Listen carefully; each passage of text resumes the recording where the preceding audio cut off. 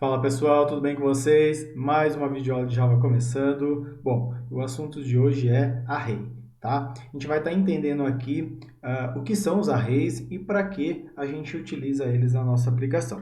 Bom, então para começar o nosso entendimento aqui, eu coloquei a seguinte imagem. Tá? A gente tem uma série de letras aqui representada por cada caixinha. Então, essa imagem representa a estrutura que é o array. O array nada mais é que uma estrutura de dados onde cada posição a gente armazena uma informação ali da nossa aplicação. No caso aqui, eu tenho 10 posições, onde cada posição eu estou armazenando uma letra.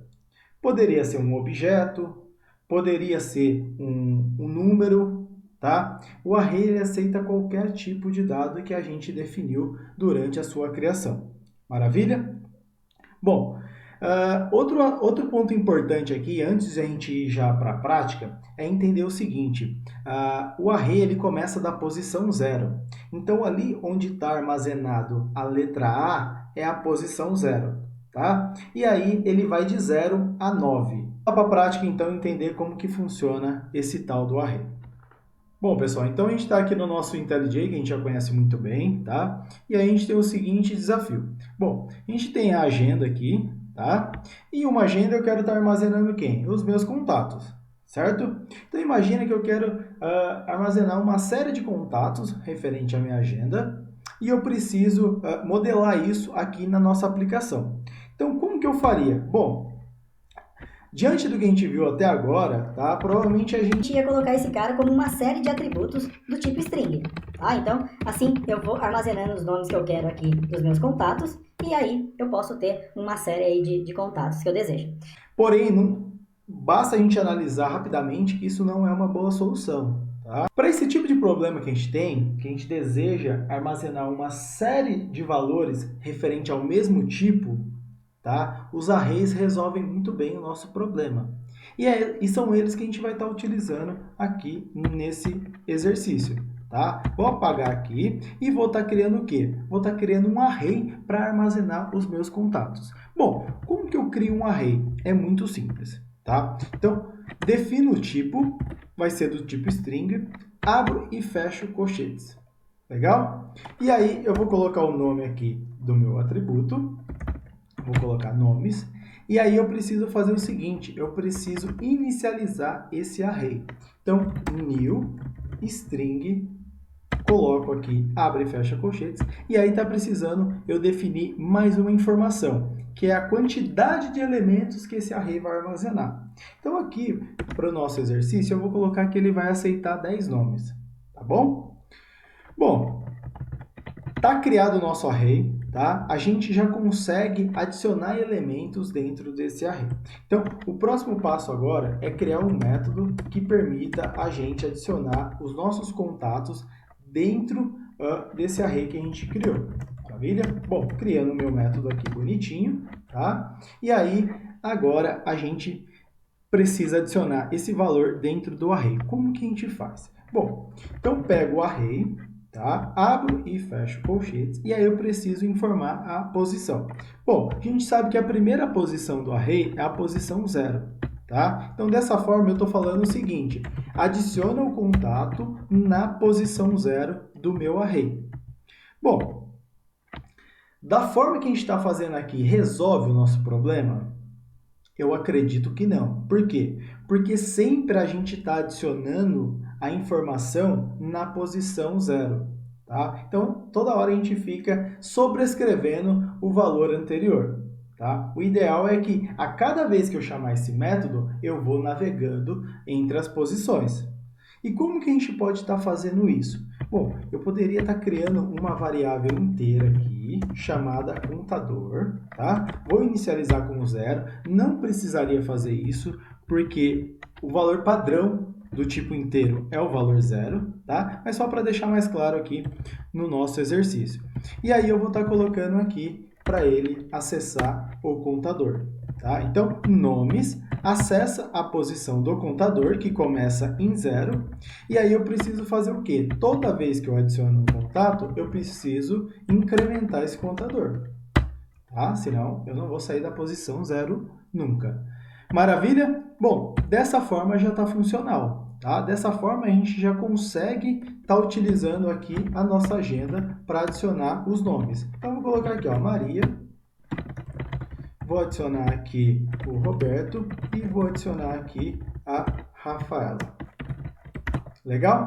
Bom, temos 3 nomes aqui na nossa agenda, tá? Nos nossos contatos. E aí, como que eu faço para estar listando e exibindo esses contatos? Bom, a gente precisa aqui do interador que a gente já conheceu lá nas primeiras aulas, que é o for, tá? Então, o for permite a gente iterar numa coleção de array. Bom, então, eu declaro aqui a primeira posição, tá?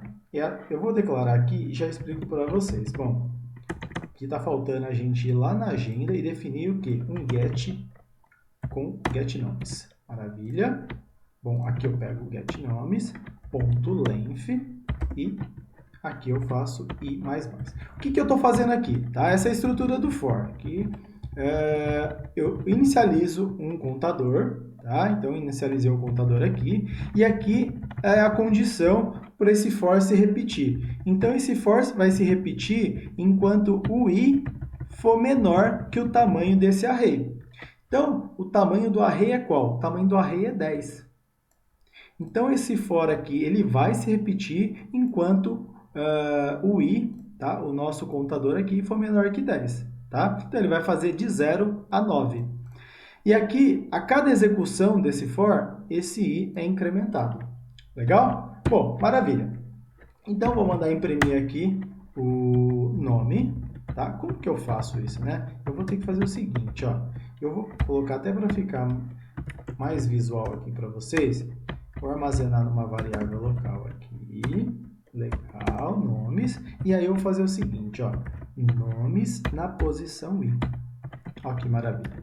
Bom, vamos mandar executar isso daqui para ver como que fica, tá? Então, a gente adicionou aqui na nossa agenda 3 nomes, tá? No nosso array de 10 posições. Bom, então vou subir um pouquinho aqui, ó, para ficar até melhor para a gente estar visualizando. O que ele fez? Ele imprimiu os 3 nomes que a gente adicionou e o restante foi tudo nu. Por que ele fez isso? Porque a gente tem 10 posições e a gente ocupou só 3. O restante está tudo nulo, tá? O restante não recebeu nenhuma informação, nenhum objeto. Legal? Bom, Fabrício, como que eu faço então para não estar imprimindo esses null aí? Eu poderia fazer o seguinte, ó. Se nomes i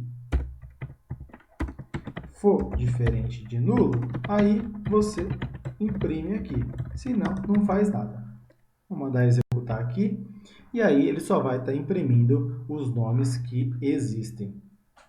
Aí, maravilha, resolveu o nosso problema. Legal?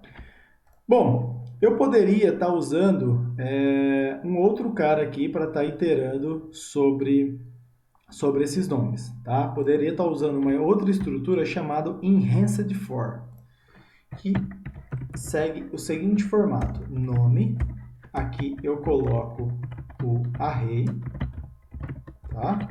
E aí, ó, muito mais simples, hein? Ó, aqui eu vou colocar o nome bonitinho, ó, muito mais simples essa solução. E aí eu não preciso ficar checando, não preciso verificar, colocar contador, ele já adiciona aqui para mim, tá bom? Bom, então essa é uma maneira elegante, tá? Isso daqui a gente chama de Sugar Syntax. Por quê? Isso aqui é um açúcar sintático, porque de trás dos panos, o Java ele vai montar essa estrutura anterior que a gente tinha visto, tá? Então, por trás dos panos, o Java vai montar esse for aqui que a gente tinha visto. Bom, legal. Eu queria mostrar mais um ponto bem interessante aqui, que na verdade vai ser um gancho para a próxima aula, tá? Imagina aqui que eu esqueça de colocar menor, e eu venho aqui e coloco menor igual, tá? O que vai acontecer? Vamos executar esse cara para ver? Ó, pedir aqui para ele executar, buildando bonitinho, vai executar. Olha só, tomamos um erro, tá? Bom, até agora a gente não falou sobre essa tal de exception. tá? Que na verdade é uma forma aí do Java tá exibindo um erro para a gente.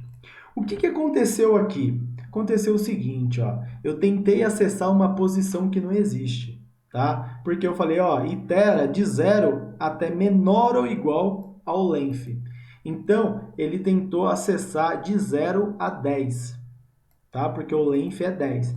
E aí, quando eu tentei acessar a posição 10, não existe nada na posição 10. Lembrando que a posição começa de 0, então existe a posição de 0 a 9.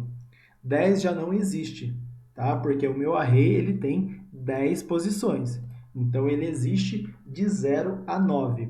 Quando eu tentei acessar a posição 10, ela não existe e aí ele me deu um erro falando, ó, você está tentando acessar uma posição fora do seu limite aí do que você definiu, fora do length aí do seu array. Legal? Bom, então isso já é um gancho aí para a próxima aula. A próxima aula a gente vai começar a falar sobre exception. Legal? Bom, pessoal, a ideia era mostrar hoje o conceito aí de arrays, tá?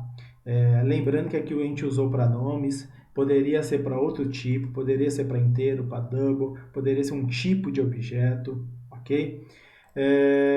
Então é isso. Espero que vocês tenham entendido. Quaisquer dúvidas, deixe nos comentários e até a próxima videoaula.